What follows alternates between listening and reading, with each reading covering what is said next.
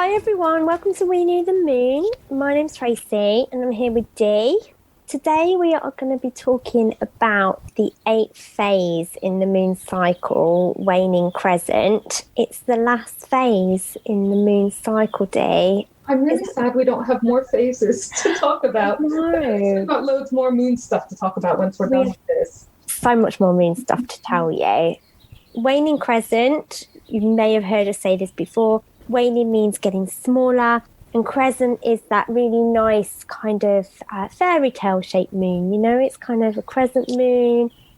For some, this phase as well is called the Balsamic Moon as well. So it's got another name which sounds more fancy than Waning Crescent. Cute, isn't it? We will stick to what we know, which is waning, smaller, and crescent, that lovely shape. The moon is decreasing in size, its energy is decreasing, and with that, our energy decreases as well. For me, Dee, I note this phase quite significantly, and I find it the hardest. We've gone through reaping our rewards, being grateful, releasing. We're now at this 8th stage where we've done everything. We've completed it all, and we are empty. The tank is empty. We've released, we've forgive, we've done, we've completed, we've manifested, harvested, all those words we've done. The key word for this, though, is surrender. You know what? It really, to me, tell me if you get this impression of it as well, it's the phase that reminds me the most of the month of December, where you're exhausted from the year, you're celebrating your achievements, like with your workmates and your friends. So you're not achieving very much at all. You're celebrating what you've achieved in the past phases, and you're very much looking forward and excited about the next stage, the new year, or the new moon in this case, right? For me, after Christmas Day, when you've opened all your presents, you've had all the food, you know you have that bit after Christmas Day and in between New Year of just sitting in a chair watching TV, struggling to get up, probably eating too much, indulged too much. And to be honest with you, even if you could get up, what's the point? Because there's nothing to do anyway. That, to me, sums up Waning Crescent. It gets to a point where I almost question if I'm depressed because I can't motivate myself to do much at all.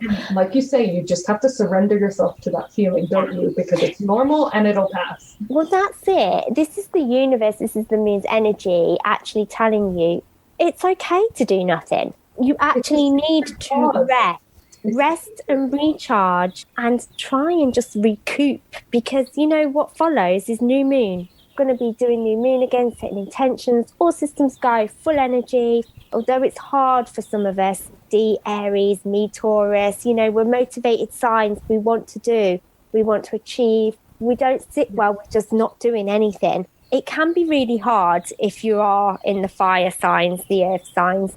Water signs kind of maybe relax a little bit more into, you know, the kind of free flow of the energy, and air signs as well, you know, journaling and reading, and, you know, that's quite a restful activity. But I'm thinking, you know, of activities like cross-stitch, colouring in, something that just gives your brain a bit of a rest as well.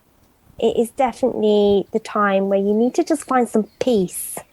If you don't do this phase right, then unfortunately, when you hit new moon, you're not going to be rested enough. You continue to try and push yourself through this phase, you will be exhausted. But I don't know how the moon does this, Dee, but you'll find yourself probably not wanting to push yourself. It will pass. It only lasts a few days. So make the most of it. Get in your dramas if you can, play your computer game, do your cross-stitch, do your colouring in, meditate. Business-wise, I said to Dee, and we did a podcast on moon phases before around business, I use this time to do all the mundane tasks that don't need a lot of brain power that I hate doing anyway. So, you know, the copying and pasting tasks, the boring things of like doing your filing, doing the stuff that you're never going to find any creativity in, but actually it sits well during this phase because it just gives your brain some peace and quiet that it needs to rest. I'm just going to now summarise the moon phases. We have new moon at the start. You're setting your intentions, your goals, your to-dos. Then you have Waxing Crescent, where you're fulfilling your intentions, you're doing what you've set out to do, you're full of energy, the moon is growing, and with that, your energy is growing, and you're driving forward, and you're racing, and you're fast. Then we hit first quarter, where you have your obstacles, so you pause for a second, lunch break time. So just reassess what you've done and where you're going. Can you do it better? Can you achieve it in a different way? Are these obstacles coming to you for a reason so that you can take a different path and achieve it better? You continue to Waxing Gibbous, where we're heading towards full moon now. We're almost getting to full energy. We are completing those tasks. We're ready to wrap up, finish, complete, tick off the to-do list, gearing up for full moon, where we go all watery. And it's at that point then that we start to pause, reflect, and look at how amazing we are, where we celebrate, have a glass of wine, have a moon bath, and reflect on all the amazing things that we've done. And then the moon's energy starts to decrease. So we then go into waning gibbous, where we reap in our rewards of everything that we've done. And then we go to last quarter or third quarter, where we forgive. Maybe something's happened, or maybe something didn't quite go right, and we learn to release and let go and forgive. And now we're finally on Waning Crescent, where we've just resting. We are ready almost for the start of the cycle again. I want to talk about dark moon. For some people, Waning Crescent is also what they refer to as dark moon. We previously talked about Black Moon in our new moon episode. If you haven't heard it, please check out our previous episode. I think I am confused about dark moon versus black moon, so I can't wait to hear. This is going to probably make you more confused. Occasionally, the names have double meanings. So a black moon, we discussed in our new moon episode, can sometimes mean an extra new moon in a month, because normally we only have one a month or 12 a year. But sometimes we have an extra one. So we'll have 13 new moons a year. A black moon also could mean the absence of a new moon in a month. Sometimes we're missing a new moon. So again, that could be a black moon. And it doesn't happen that often. But what I was actually going to talk about is a dark moon, which is something completely different. Dark moon refers to when the moon is not there. For some people, they refer to a dark moon as this phase, waning crescent. So it's that last sliver of moonlight, just a day before we hit new moon, where it's gone. When the dark moon starts, is that little transition between the old phase, waning crescent, and this new phase of new moon. That is dark moon. It is just that little transition between waning crescent, the end of the cycle, and new moon, the start of the new one. There is a little bit in between, and I'm going to call that dark moon. What do you do on a dark moon, Dee? Nothing. Oh, wow. For some people, especially those that are into spell work, for those that do like to harness the moon's energy for manifesting, dark moon is a really significant time. On our website, you can check what phase of moon it is. You can sign up to our mailing list, and we will email you what phase of the moon we're in and what to do during that phase, what it's a good time for, etc., etc. The moon changes. We've said before, it's a really fast mover. It changes phase every few days. It changes sign every few days. There's always going to be something going on with it. But it is interesting, I would say, to keep a journal as to any particular phases in the moon which really do affect you, and know that it will pass. This isn't something that's going to last months. It's just days, Dee. There's a really good place to log your moon stuff in our lunar planner.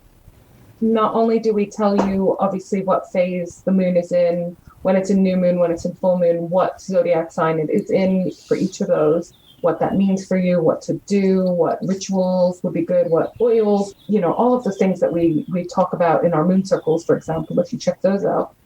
But we also, every single day, give you an option to track your mood. And then we have our moon mood tracker.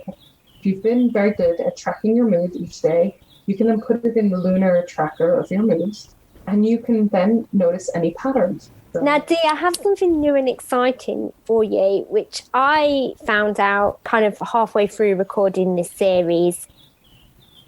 Did you know that you were obviously born under a zodiac sign? We've talked about our star signs before. We have sun, we have moon signs, we have our Mars and all of this, which gathers our personality to make a picture.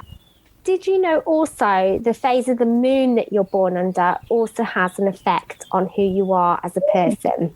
I've probably mentioned before, I'm studying astrology, and I'm so glad I reached this topic, because Dee and I are always trying to find new moon stuff to tell you and add more to our podcast.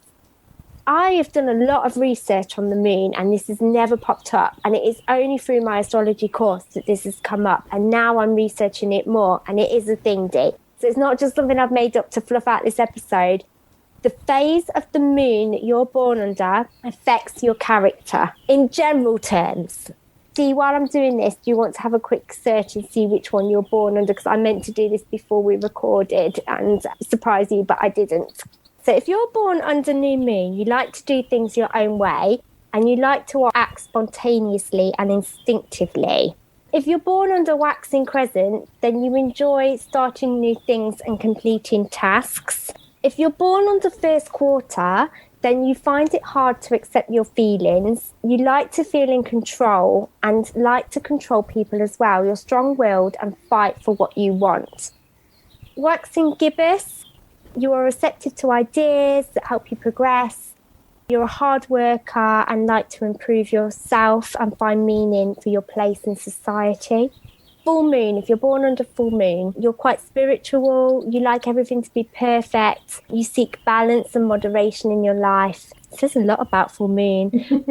Being in relationships or having relationships is important to you, and you can be highly clearly minded. Now we're going down to the waning ones. So if you're born under waning gibbous, you act towards people in a consciously considered way. Thoughts and beliefs are what motivate you rather than your instincts. You express yourself well, and you're good at teaching others. Oh, I wish I was born under that one. Having done all our different phases, I think that waning gibbous is now my favorite phase of the moon, though. Last quarter, you act towards people, again, in a conscious and considered way. You have strong opinions and can be highly rebellious.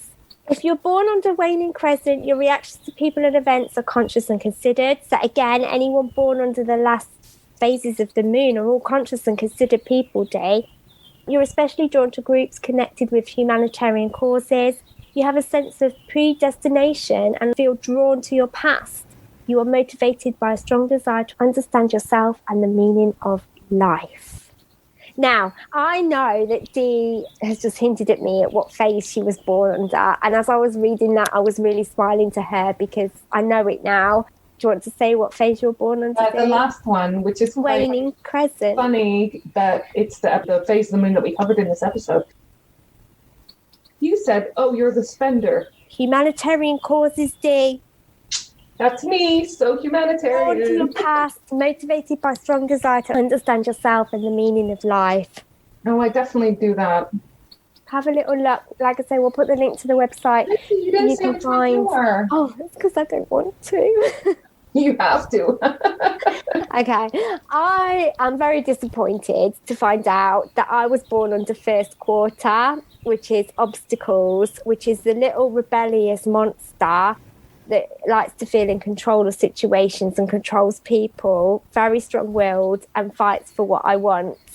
Now, we joke about my Scorpio, but maybe it's because I was born under first quarter as well. I'm a little But those are fighter. I love about you. The fact that you're organized and that you are strong-willed and you speak your mind, you know, that's all the things that I love about you. Thanks, Dee. Yeah. Don't look at them as negatives.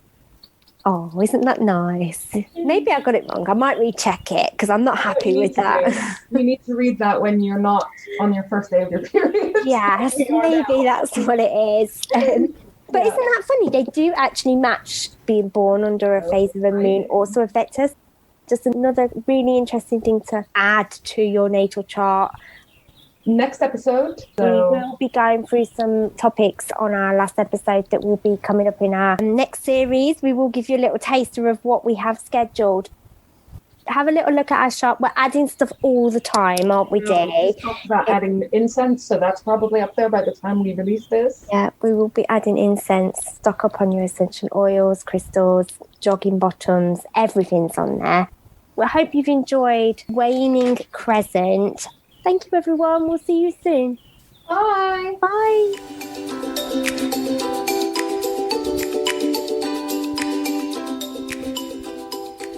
If you enjoyed that and you want more from us, why don't you head over to our Patreon page, patreon.com/We Knew the Moon, and check out some bonus content.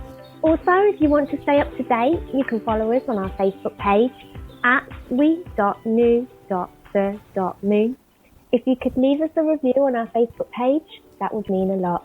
Our Instagram handle is the same as our Facebook, at we.knew.the.moon.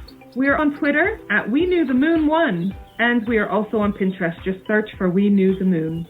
Finally, if you want lots more fun, moon info, and all things spiritual, plus our lovely shop, please visit our website, wenewthemoon.co.uk.